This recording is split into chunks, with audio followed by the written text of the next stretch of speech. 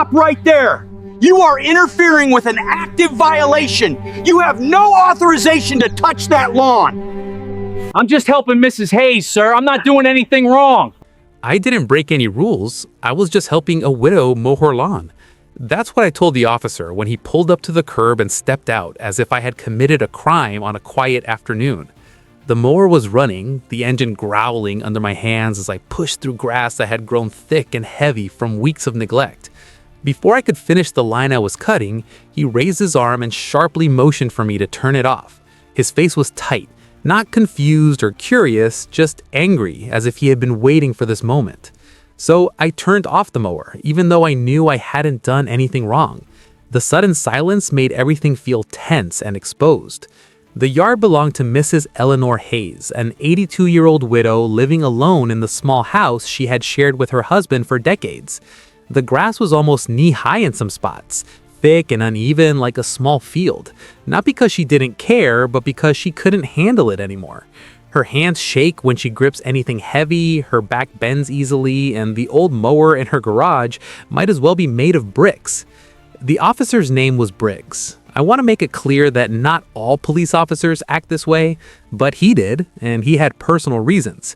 He walked toward me slowly, looking at the cut strip of grass behind me as if I had ruined something important. He told me to stop immediately because the property had active violations, and my interference would complicate the process. I asked him calmly what violation he meant, since there was no notice posted on the door and no official document in sight. That's when he said the city had already sent warnings, and if the lawn wasn't handled properly, there would be a fine of $700. $700 for an 82-year-old widow living on a fixed income.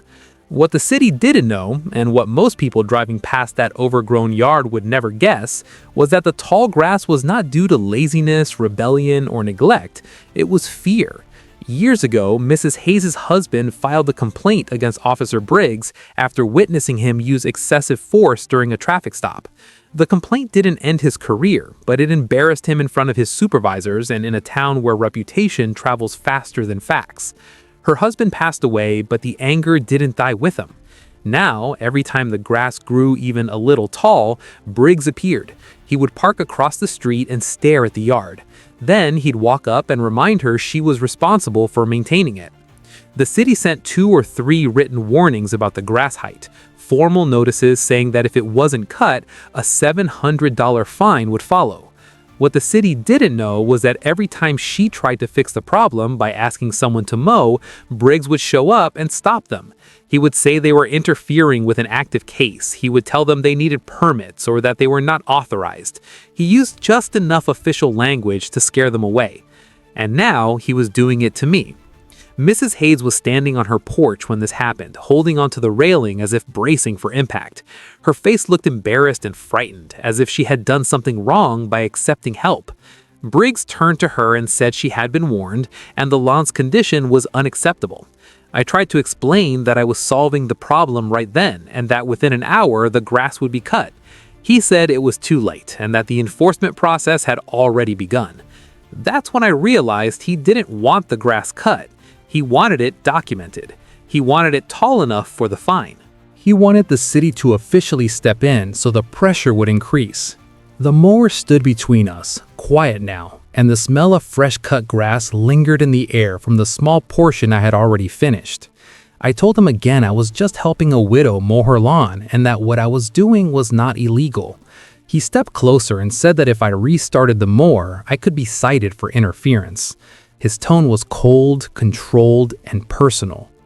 The grass swayed in the light breeze, wild and high, almost mocking the situation. Mrs. Hayes whispered that she had tried to mow it herself last week, but had to stop because she became dizzy and nearly fell.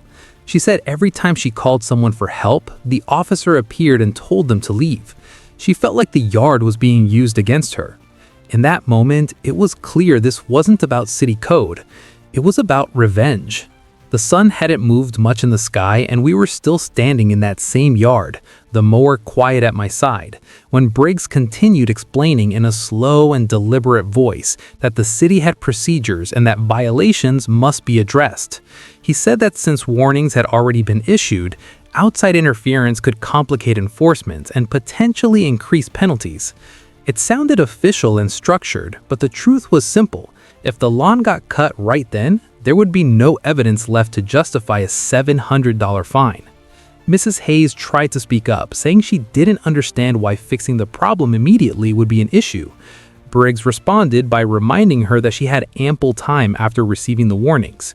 He didn't mention that every attempt to solve it had been blocked. He didn't mention that the workers she called before me were told to leave.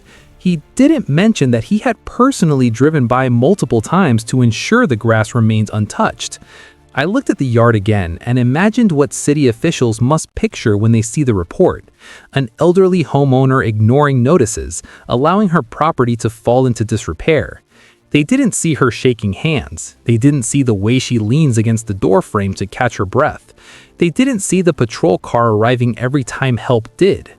Briggs told me one final time to pack up the mower and leave the property.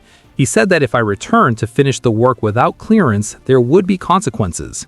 His eyes didn't show duty. They showed something personal and unresolved. This wasn't about public safety. It was about settling an old score with someone who was no longer alive to defend himself. The grass remained tall around us, heavy and thick, bending slightly where I had made a few passes. That small patch of cut lawn looked like proof that the problem could have been solved quickly and easily. Instead, it stood as evidence of something else, that sometimes power is used not to protect, but to pressure. Mrs. Hayes looked at me with quiet apology, as if this situation was somehow her fault. She said she never wanted trouble and just wanted the yard tidy like it used to be when her husband was alive. Briggs returned to his patrol car but didn't drive away immediately. He sat watching until I rolled the mower back toward the garage. The city may not know why that grass is still tall. They may not know why 3 warnings have not led to action. They may not know that every time someone tries to help, they are stopped. But now you do. And if you believe that an 82-year-old widow should not be trapped between overgrown grass and a $700 fine because of someone else's personal revenge, if you want me to go back and mow that lawn anyway, no matter who tries to stop me, type "stand with widow." Let her know she is not standing alone in that yard.